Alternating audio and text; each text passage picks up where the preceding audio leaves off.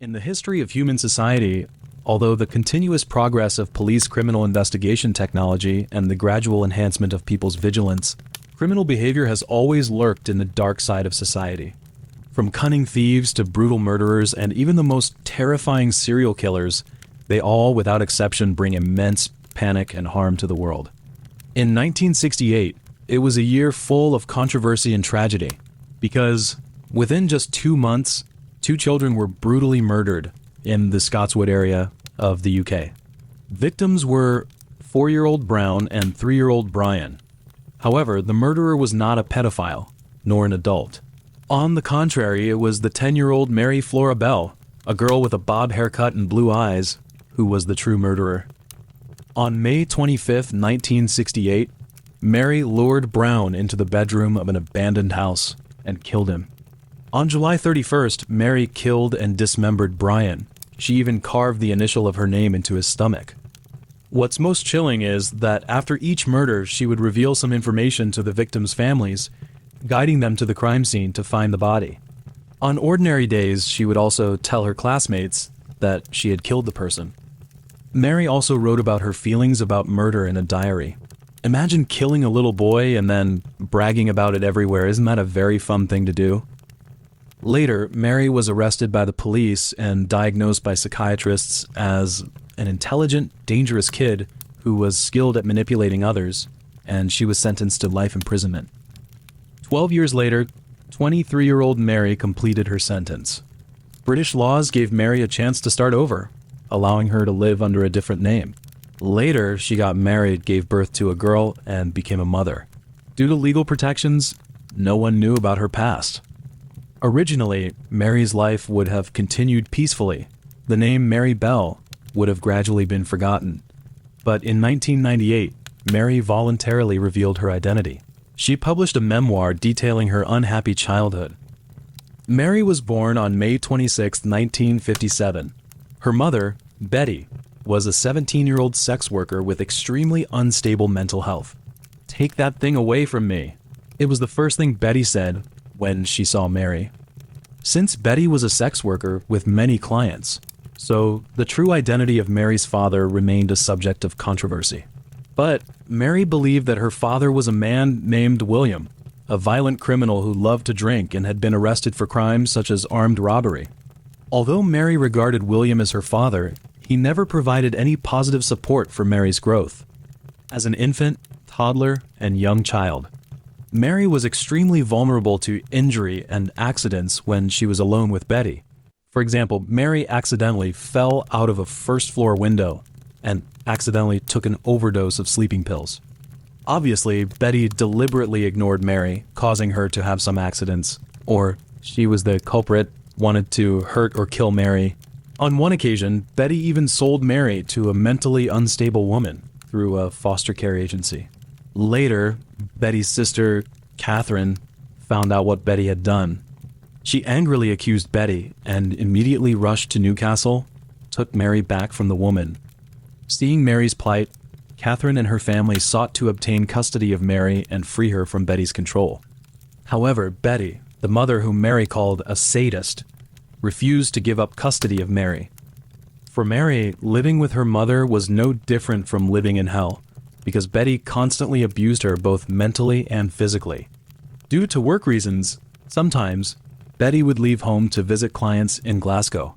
This was the only time Mary can rest. Sometimes Betty would bring clients home and she would tacitly approve and encourage them to harass and sexually harass Mary. On several times, Betty even blindfolded Mary with stockings, tied her hands behind her back, and forced her to provide sexual services to clients. So, imagine this: a young girl whose father is a criminal who doesn't care whether she lives or dies, whose mother abuses her constantly, and whose mother blocks anyone who tries to help her. Therefore, it wouldn't be surprising if the girl's inner self and personality changed. Later, both at home and at school, Mary exhibited many unpredictable behaviors, including sudden mood swings and signs of violence. For example, Mary often beats up other people and has repeatedly tried to strangle her classmates and friends. Once, Mary stuffed sand into a girl's mouth, attempting to block her airway and suffocate her to death. These actions eventually turned Mary into a monster in the eyes of her classmates. Her friends all left her, but a girl named Norma was still by her side. She was Mary's neighbor, and she was also a key witness for the police to accuse Mary. On May 11th, 1968, 2 weeks before Brown was killed, a 3-year-old boy stumbled along the street, blood streaming from his head. Fortunately, a passerby found the boy and took him to the hospital. When questioned by the police about what had happened, the little boy, whose head was severely lacerated, slurred that Mary and Norma had taken him to the second floor of an abandoned air raid shelter to play, and one of them pushed him off the second floor. The next day, the parents of 3 more little girls contacted the police, complaining that their children had nearly been strangled to death by Mary while playing in the sandbox. Later, police officers located Mary and Norma. Despite the boys' parents' belief that it was an accident, they seriously inquired about the circumstances surrounding both incidents.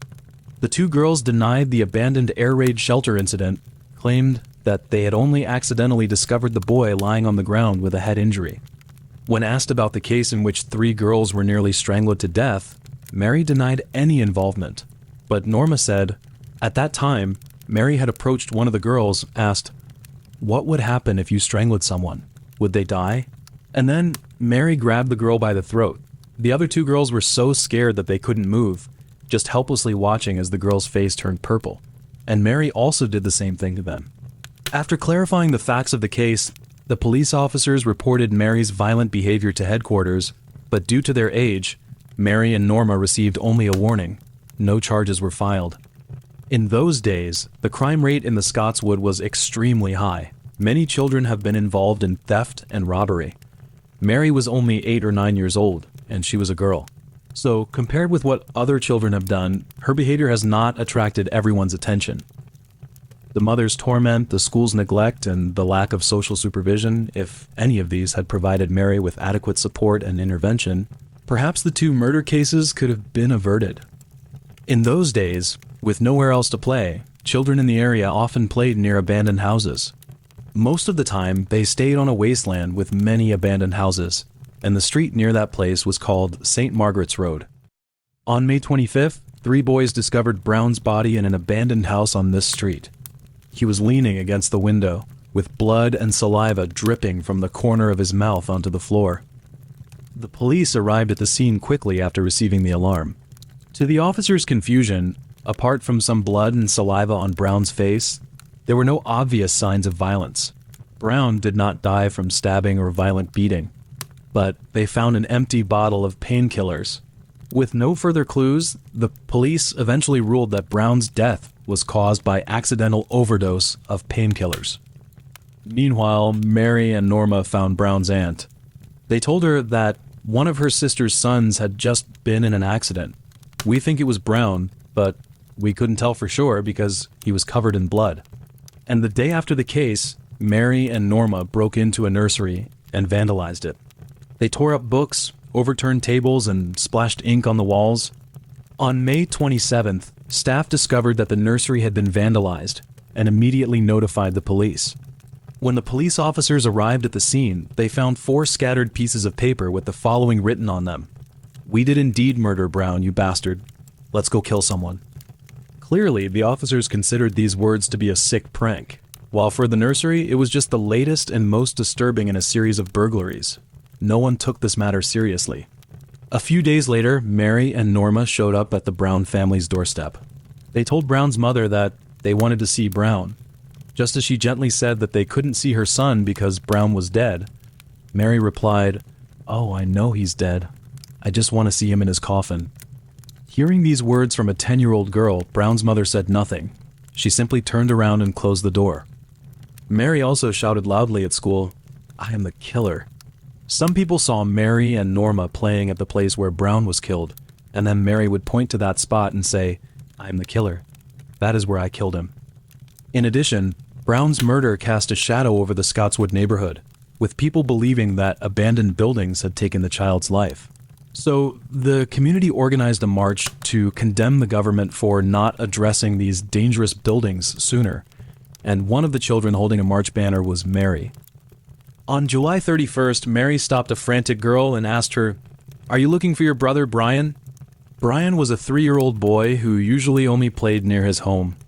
Strangely, that day, his sister couldn't find him anywhere. Mary and Norma offered to help the girl look for Brian.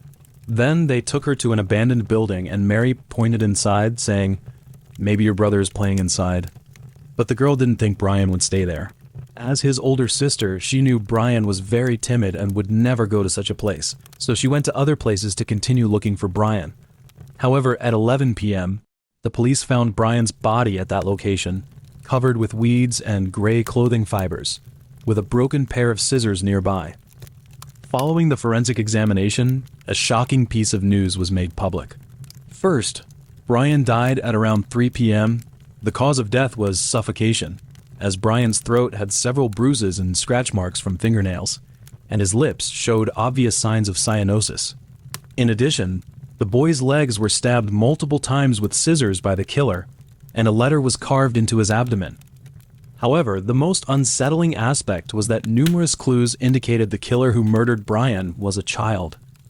Later, a large number of police officers were deployed to Scotswood, including more than 100 investigators. By August 2nd, over 1,200 children aged between 3 and 15 in the area had been interviewed by the police. Mary and Norma were interviewed on August 1st. To the police, the two girls were highly suspicious. They had received information that someone had seen them playing with Brian on the afternoon of the crime. During the interview, Mary behaved very strangely. She was very quiet, while Norma was very excited, as if she had finally gotten people's attention.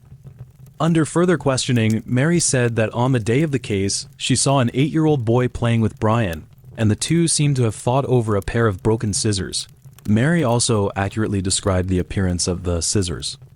However, the police never revealed what they found at the crime scene, but Mary knew that there was a pair of scissors at the scene. So why would Mary know there was a pair of scissors there? There are only two possibilities. The first possibility is that she witnessed Brian's murder.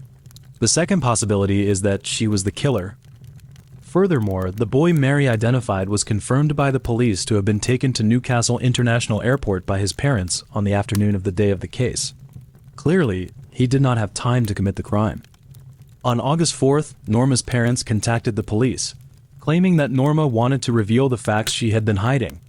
During the interview, Norma stated that before Brian was found, Mary had taken her to the crime scene, where she witnessed Brian's gruesome condition. Mary also demonstrated to her how Brian had been strangled, how scissors had been used to injure him, and how razor blades had been used to carve letters into his abdomen. In order to prove to the police that she was not lying, Norma took the officers to the crime scene and found the razor blade that Mary had hidden. In the early hours of August 5th, police found Mary. At first, Mary still tried to lie, but police officers immediately exposed her lies. After that, Mary became silent and said, "You are trying to brainwash me into taking the blame for the crime. I will find lawyers to help me out of this." Meanwhile, Norma made a full statement, admitting that she had seen Mary strangle Brian with her own eyes, and after Brian collapsed on the ground, Norma fled the scene out of fear. On August 7th, the day of Brian's funeral, police officers arrived at the funeral site. One of them paid particular attention to Mary's behavior. Just as Brian's coffin was being carried out, the little girl's actions shocked him because Mary stood beside the coffin, unable to hide her smile, and was so excited that she couldn't stop rubbing her hands together. Seeing this, the police officer was extremely uneasy. He swore to himself, "My God, I've got to bring her in. She will do another one." At 8 o'clock that evening, Mary and Norma were formally charged with the murder of Brian. In response to the charge, Mary said, "That's all right by me." Norma, in tears, said, I will pay you back for this."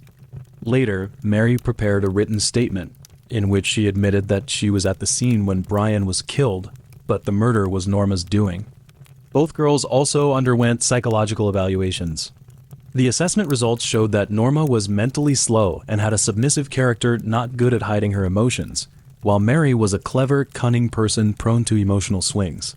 Several psychiatrists concluded that Mary did not suffer from a mental disorder, but rather from a psychopathic personality disorder, also known as antisocial personality disorder. Additionally, after investigating, the police were able to reconstruct the events of the day of the case, which largely matched Norma's testimony. On the day of the case, Mary and Norma lured Brian to a secluded, abandoned building, and later, Mary pinned Brian to the ground and tightly gripped his neck with her hands. Brian tried to resist, but he was too weak to escape.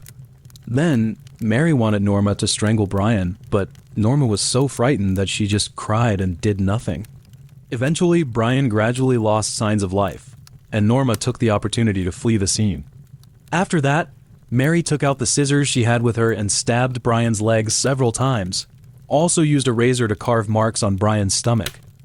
On December 5, 1968, during the trial, the prosecutor told the court that Mary committed the murder solely for the pleasure and excitement of killing, and the British media also referred to Mary as innately evil.